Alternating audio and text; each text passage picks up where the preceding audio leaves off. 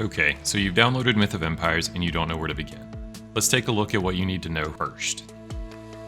Some quick disclaimers. This is an overview. There's some more interesting and intricate mechanics that I'm not really going to get into. They affect systems that I talk about, but for the intents of this video, you don't really need to know them yet. Also, keep in mind this video is aimed at playing on the official servers. There are private and community servers, and you can find those in the official Myth of Empires Discord or in the server browser. Myth of Empires also has DLC content that can determine your access to certain maps. At the time of this video, there's only two maps: Zhongzhou, commonly called the 1.0 map, and Dongzhou, called the Island map.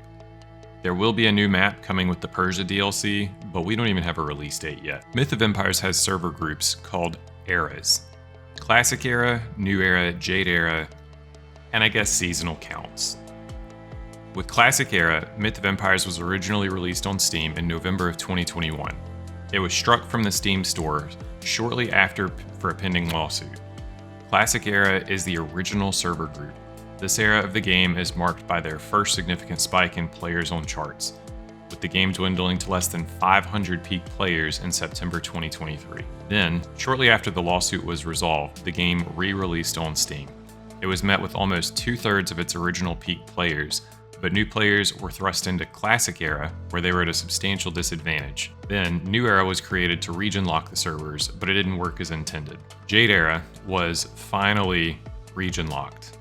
Jade era opened in April of 2024, and the entire server cluster was region locked by Steam account, with only North American and European players having access. And then, as an honorable mention, there's seasonal servers that work the same way as other seasonal games. I think seasons in Myth of Empires last for about 3 months, and at the end of it, 98% of what you gain is wiped. But there are some reasons to play seasonal.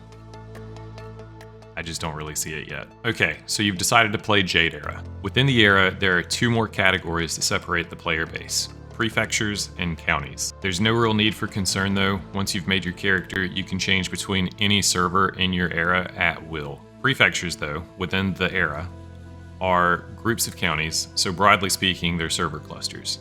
And then counties are the individual server that you play on. When you're selecting a server, assuming you don't have direction, you have two significant decisions to make: player versus environment, or player versus player, and which map. PvE servers are safe from base sieges and destructive players. There are some rules that are enforced by Myth of Empires that protect your gameplay experience. PvP servers have fewer safeties, and it's a land where most things are permissible. You can expect base raiding, open world combat, sieges, and increased resource generation. PvP servers have a multiplier on gathering. Now, there is a caveat to playing Myth of Empires official servers. They're not guaranteed to stay. Joining an official server means the server will be there for the life of the game in most other games.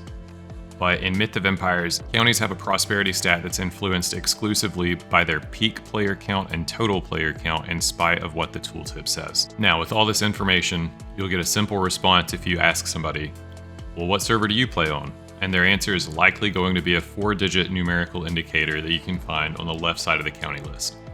Using Jade era as an example, the Suba Prefecture is the 1900 series server, Minfeng is the 2000 series server, and Hidao is the 5500 series. If you're diving into the New or Classic era instead, you can find the leading number of the sequence on the banner to the left of the prefecture name if you look at the server group filter. While we're here, let's talk about the idle training, because it's on the same screen. Myth of Empires has what's colloquially known as rested experience, but it's not as simple as logging out and watching your experience bar change colors. Instead, you have to leave your computer on at the idle training screen. You can select up to 3 proficiencies to gain reserve proficiency, which is consumed at a 1 to 5 rate when you gain proficiency in the game. If you hit a rock for 1 proficiency, you get 6 with rested experience. Your reserve is capped at 750,000. If the choices overwhelm you, stay tuned for my next video where I'm going to talk about character building and the most effective way to level.